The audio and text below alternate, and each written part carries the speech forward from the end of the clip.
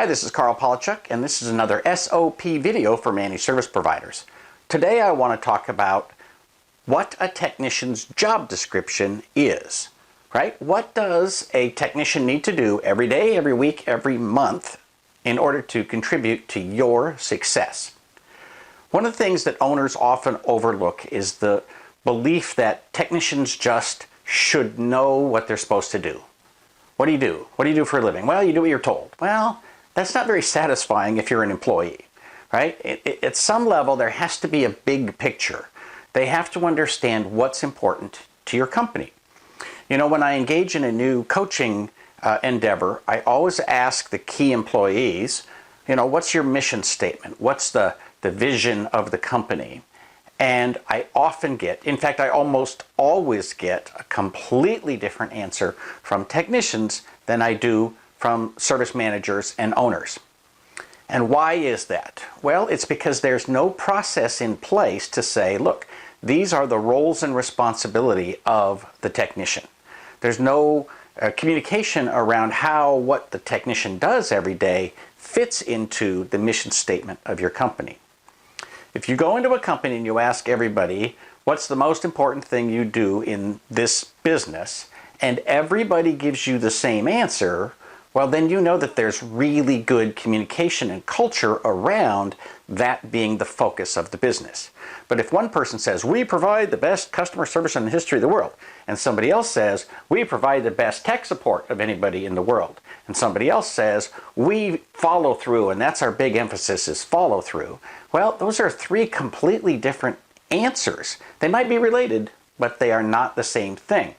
And they come from a different perspective that each person has. So it may be the case that each employee has a different goal, and that would be cool if that's your intention. But if it's not your intention, then you need to work to make sure it's clear why technicians do what they do. So among the things that we do is we always have a quarterly performance review, which literally starts with your job description. What are the goals of this position? What are the responsibilities for a given technician? For example, making every hour a profitable hour. Like that's a written statement that we have that technicians have to follow. Follow our standards and procedures. We put that in writing. That way they, sometimes they will ask, what is the standard and procedure for a given job? Okay, that's cool. And we will help them with that, and that's part of their learning process. We want to make sure that they track all of their time, that they do give good customer service, that they do respond in a timely manner. We also internally want to make sure that they put all of their time into their time card, right? Big complaint I hear all the time. I can't get my technicians to fill out their time card. Well, how much are you actually working on that, or are you just complaining about it? There's a big difference, right? Also, we want to lay out in writing that they should plan out their week, that they should respond in a timely manner. They should coordinate with the service manager and with other technicians. Right? All of these things need to be written down. And even though they don't change quarter to quarter, they should be part of the evaluation process so that you can say, look, these are the things that are always part of your job, and we want to make sure you know that. There's no trick, right? It's not like we're going to have a quarterly review and then throw something onto somebody and say, you're not doing this thing I never asked you to do, right? It's going to be something where you say, look, you know that following these processes and putting all of your time in the system is one of our goals. It's written down. It's right here. We talked about it at the beginning of the quarter. We're talking about it at the end of the quarter, right? There's no surprises here. This is not a game. And so you need to do these things in order to give constant feedback so that you always reinforce the message about what's important to you so that your technicians can do what's important to you.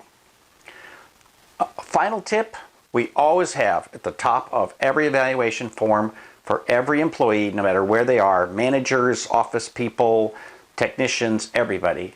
And it is simply to maintain good relationships within our company and between us and our clients. That is number one at the top of the list, and that's something that it's very clear to every technician that's a piece of their job. So if somebody comes in and has a really bad attitude, well, they're not doing well on the number one thing that we've got on that list. It doesn't matter what you have as your roles and responsibilities for every technician in your company, but they should be yours. They should be written down, they should be documented, and so get that job done and then start the process of working towards quarterly evaluations. For Small Biz Thoughts, this is Carl Polachuk, wishing you the best of luck in your managed service business. Like it if you like it, share it with your friends, and absolutely subscribe to the channel.